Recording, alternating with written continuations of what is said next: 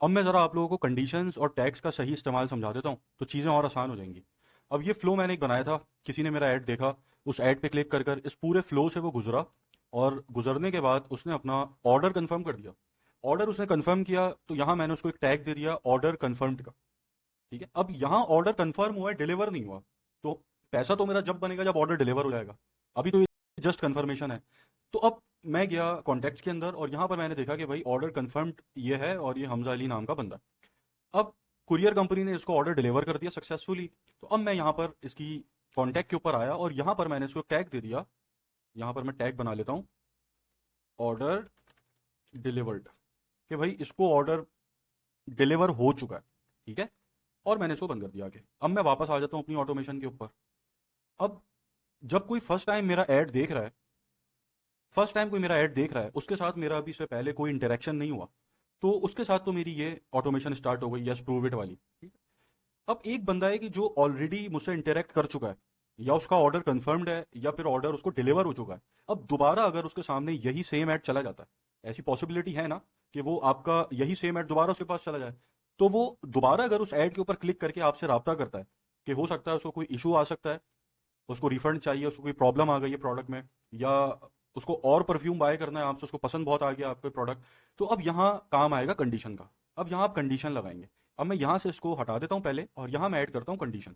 Condition के ऊपर आऊंगा तो अब यहाँ मेरे पास ऑप्शन है फर्स्ट के कौन सी कंडीशन मैं देखना चाह रहा हूँ एक फ्लो को स्टार्ट करने से पहले।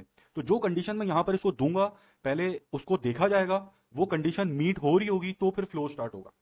अब यहाँ मैं कंडीशन दे देता हूँ, टैक्स के अंदर आता हूँ और मैंने यहाँ देखा कि मुझे उन लोगों को आइडेंटिफाई करना है कि जिनका ऑर्डर ऑलरेडी कंफर्म्ड है।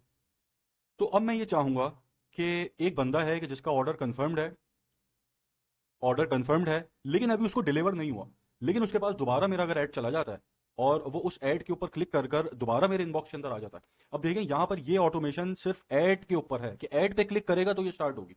जो एक इनबॉक्स की ऑटोमेशन होती है कि कोई ऐड नहीं है, डायरेक्ट कोई मैसेज कर रहा है, उसकी ऑटोमेशन डिफरेंट अलग होती है। ठीक है, तो ये पूरी साइंस है, ये अभी मैं आपको समझ में आएंगी चीजें आगे। अच्छा, अभी मैंने देखा कि भाई अगर कोई मैसेज करता है उस ऐड के ऊपर क्लिक कर कर, तो सबसे पहले कंडीशन देखी जाए कि ऑर्डर कंफर्म तो नहीं है। अगर ऑर्डर कंफर्म्ड नहीं है, न्यू इंटरेक्शन है या उसने ऑर्डर कंफर्म अभी नहीं किया हुआ, तो ये मैसेज चला जाए।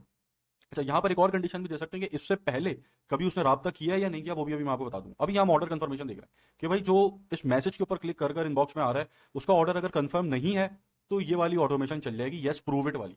लेकिन अगर वो ऑलरेडी ऑर्डर को कंफर्म कर चुका है तो फिर अब यहाँ पर दूसरी ऑटोमेशन चलेगी।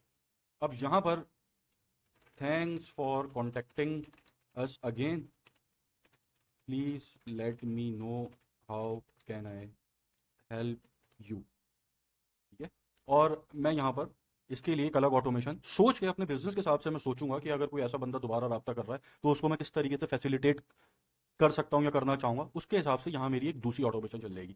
तो यहाँ मैं मैसेज की जगह मैं इसको यहाँ एक दूसरी ऑटोमेशन से कनेक्ट कर सकता हूँ। ठीक है, जैसे ये एक ऑटोमेशन है ना सेलिंग परफ्यूम नाम की, ऐसे ही मैं एक दूसरी ऑटोमेशन बना के इसको डायरेक्ट एक नई ऑटोमेशन पे लेके जा सकता हूँ। ठीक है। अच्छा, अब मैं यहाँ पर एक और कंडीशन दे देता हूँ कि भाई अगर ऑर्डर कंफर्म्ड होगा, ठीक है, तो ये टैग। अच्छा, यहाँ पर एक और मैं दे देता हूँ, एक और कंडीशन यहाँ मैं लगा रहा हूँ कि ऑर्डर कंफर्म्ड हो लेकिन डिलीवर्ड ना हो, ऑर्डर इज नॉट डिलीवर्ड। अब ये पूरी बनेगी कंडीशन मेरी। ठीक है, तो अब यहाँ पे क्या हुआ कि कंडीशन क्या है कि ऑर्डर कंफर्म तो है, सॉरी, ऑर्डर कंफर्म तो है, यहाँ पे ऑर्डर कंफर्म तो क्या हुआ लेकिन डिलीवर नहीं हुआ है अभी। तो अब मुझे पता है कि इसको कैसे डील करना है, इसके क्या क्वेश्चन हो सकते हैं, किस फ्लो से इसको मुझे गुजारना है। अब मैं यहाँ पर एक और कंडीशन देता हूँ, एक तो ये कंडीशन हो गई। अगर ये कंडीशन मैच ना हो तो फिर दूसरी कंडीशन इफ नॉट के बाद स्टार्ट होगी, और यहाँ पे अब मैं दूसरी कंडीशन इसको दूंगा, कंडीशन पे क्लिक करूंगा, if tag is order delivered. अगर ऑर्डर डिलीवर हो चुका है तो अब यहाँ मेरी दूसरी ऑटोमेशन स्टार्ट होगी। ठीक है, यहाँ मैं उसको फिर से कोई मैसेज करूंगा, thanks for contacting us again और let me know how can I help help you. और यहाँ मैं इसको जो ऑप्शंस दे रहा हूँ, सबसे पहले आई वांट री टू री ऑर्डर, और दूसरा बटन मैंने इसको दे दिया आई हैव एन इशू। अब मुझे पता है कि जिसको ऑर्डर डिलीवर हो चुका है और वो दोबारा मुझसे रब्ता कर रहा है, तो अब ये कंडीशन के ऊपर अब मैं इसको इसी फ्लो से तो नहीं गुजारूंगा ना, यस प्रूव इट वाले, ऑलरेडी उसको ऑर्डर डिलीवर हो चुका है।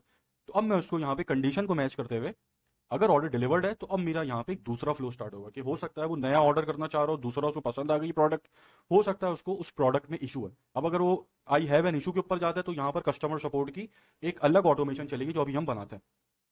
ठीक है, तो आई होप आपको कंडीशन और टैग समझ में आ गए होंगे कि फ्लोज के अंदर कंडीशंस और टैग्स का इस्तेमाल आप कैसे करते हैं। ठीक है, तो जैसा मैंने आपको बताया था अभी कि ये जो आपकी ऑटोमेशन है ये सिर्फ इस ऐड के ऊपर चलेगी। तो आपका जो इनबॉक्स है उसके लिए एक अलग ऑटोमेशन होती है, जनरल ऑटोमेशन जिसको बोलते हैं। फिर उसके बाद आप स्पेसिफिक होते चले जाते हैं, स्पेसिफिक होते चले जाते हैं। सही है, तो अभी हम कस्टमर सपोर्ट की ऑटोमेशन बना लेते हैं, उसके बाद लीड जनरेशन की ऑटोमेशन है, और फिर हम आगे बढ़ेंगे।